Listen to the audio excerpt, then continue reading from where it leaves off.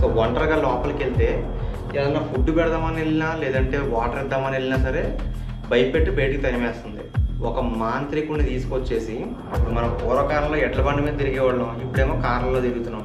అలాగే వాళ్ళు కూడా మనలాగే ఉంటారు. పూర్వకాలంలో ఋషుల్లాగా జుట్లు పెంచుకునే వాళ్ళేమో కానీ ఇప్పుడైతే మనలాగే తిరుగుతూ ఉంటారు.